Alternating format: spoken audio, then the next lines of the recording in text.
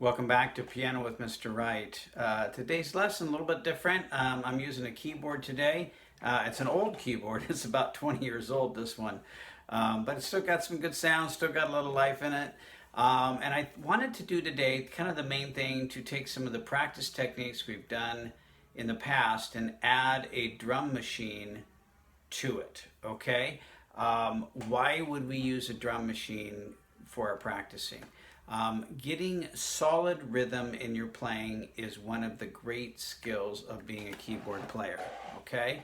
And I think it's very, very important that keyboard players, in particular, keyboard players and guitar players, are often two of the people primarily responsible for the rhythm in music, okay? So if you have a choir and you have a pianist, the pianist, along with the conductor, is really in charge of keeping that rhythm going. And so if you're a keyboard player and you don't have good keyboard skill, good rhythm skills, there's going to be some issues that come up. So having consistent, effective rhythm is really, really important as a keyboard player.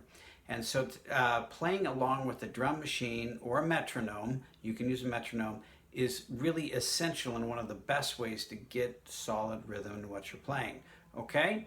I'm going to say that when you play along with a drum machine or a metronome, you will feel like the metronome or drum machine is wrong, because maybe you're a little ahead of the beat or a little behind the beat, and you'll feel like perhaps it's making a mistake. But here's the thing, if it's digital, it is not. If it is on your phone, if it is on your iPad, if it's on one of these keyboards, that machine is digital, is exactly rhythmically in the right spot. Okay, so let's get to it here. Going to show you some techniques. So let's take something that we've done before. I'm going to lower down so you can see my fingers play. Let's do hand exercise number one. Here's middle C right here, and here's hand number one. Now, I can practice like this. That's great. If I simply add a drum machine, I'm going to add a little beat to it, and I use different beats, but you ought to use just that one. By playing along with the recording by the drum machine, it forces me to play it exactly correct.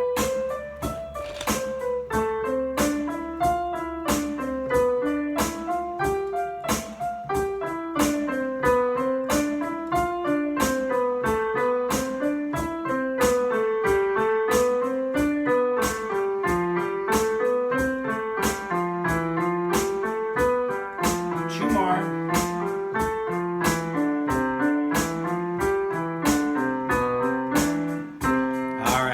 Okay, so, and stop. Now that was at 92 beats a minute. I could actually slow that down. Maybe that's too fast to start with.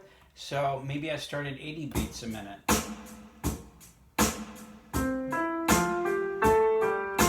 Etc. And then if I need to speed it up, I can speed it up. Let's say I got really good. Let's bump it up to 110. Eventually, maybe speed it up to 120. Here's 126. So see how simply adding the drum machine, a drum sound into it, adds that rhythm that I really have to, that locks in what I'm playing. And you can mix it up. I mean, one day you like that beat. Let me do a slightly different one. Let's see if I can keep the same tempo. It does. Okay, here's different feel, same speed. Two, here we go.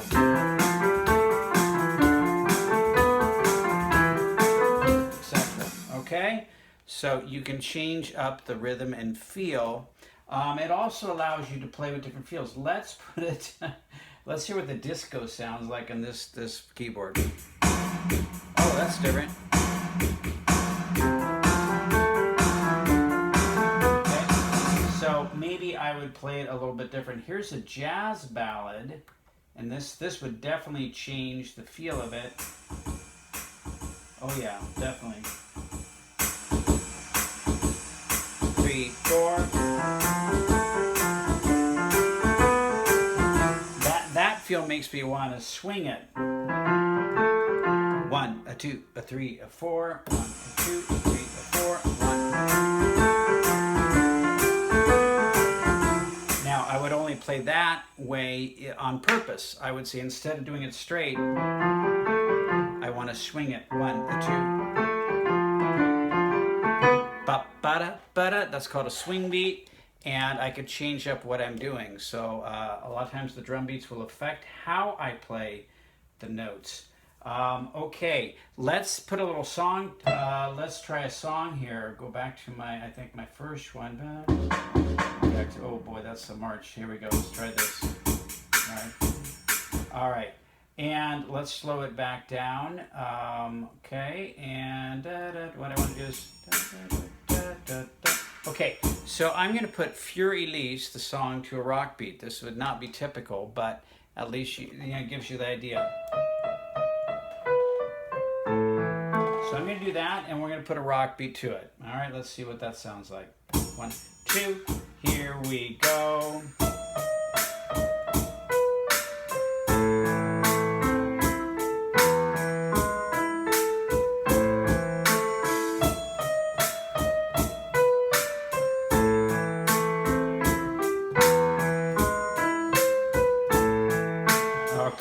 Okay, so probably not our quite normal feel, but what does force me is to really lock in the notes at the right time, okay?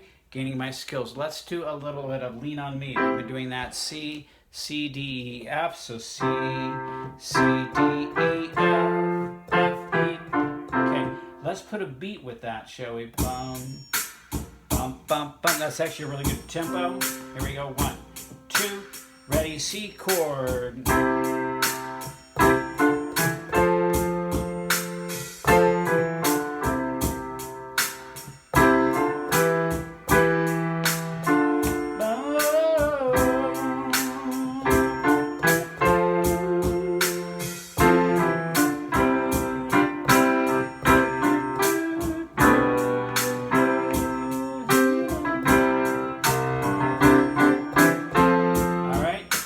We go, okay? So simply by adding that feel in, it really locks in the chords that I'm playing at the exact right time. Of course, another way to do that is if you're in the same key as the original, play along with the original recording. That's another way to make that happen. But by sticking in a drum machine or beat, it really is gonna, you're gonna after a while instinctively really get rhythm happening, okay?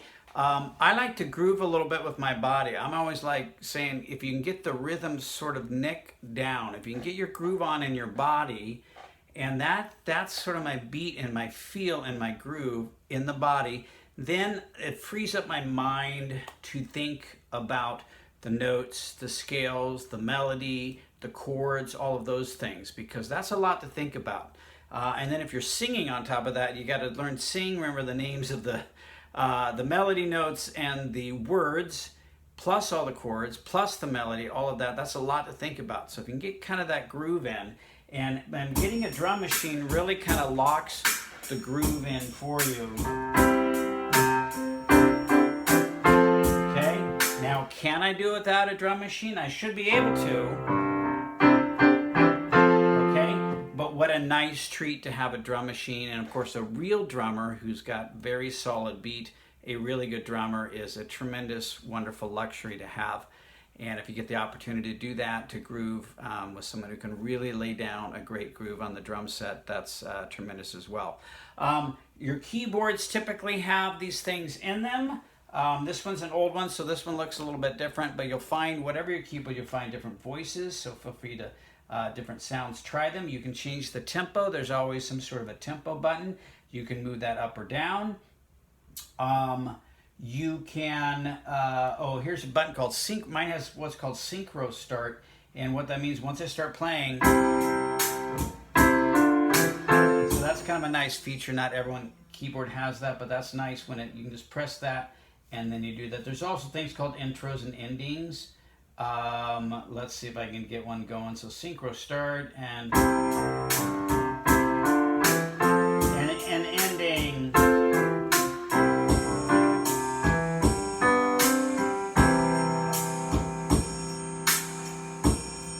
Okay, so that's a little different. Count and fill. Here's a count and fill in button. Okay, and back into it. So they're called different things. Count, fill in, Sometimes they call variation. There's a variation button. You just punch it and it will do a little different variation on the beat. Some call it a fill in. A fill meaning it's like dun dun dun dun dun dun dun dun dun dun dun boom dun dun dun. Okay, there you go. So we did an exercise. You can even use this. Let's do it with a chromatic scale, shall we?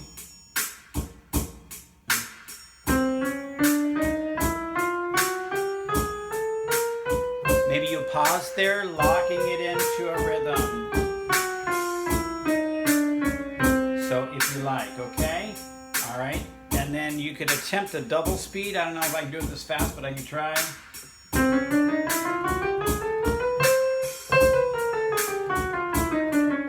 Okay, got it. Good. So by doing those things. All right, we did a chromatic scale. We did, you can do it with a major scale. 2, here, major scale. C major. 1, 2, 3. 1, 2, 3, 4. 1, 2, 3. 1, 3, 4, 5.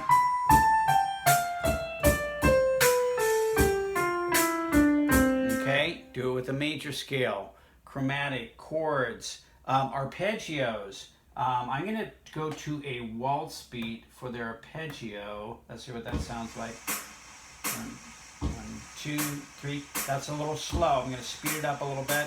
1, 2, 3. 1, 2, 3. 1, 2, reverse. 3, 1, 2, 3. 1, 2, 3. Good. I'm going to show you hands on that. 2, 3. 1, 2, 3. Ready, set, go. 1, 2, 3. Right hand, left hand, right hand, reverse. There you go. All right, there you go. Okay, so you can use it in arpeggios as well. You don't have to do this all of the time, but I would say if every day you use a little bit of drum machine, a little bit of rhythm, really locking in that tempo, it will do wonders for your playing. And you will get some happy surprises from some of your music teachers down the road who are just surprised. Oh my goodness, your tempo, your rhythm was right. We call it in the pocket. You were in the pocket. You kept, it was a solid rhythm, and that's so important, especially again for piano players and guitarists, to really lock in that rhythm. And you can go, it's just going to enable you to go so much farther musically. Okay, take care everyone. I know today's lesson was a little bit different, but I think the concept of taking the skills that you already have and locking it into that rhythm, okay, is going to be extremely help you and pay benefits down the road. Another day we'll talk about how to vary the feel a little bit with rhythm. That'll be another lesson. But for the moment, just lock it into that solid rhythm, okay? And take care, everyone. Take care, and we'll see you next time on Piano with Mr. Wright.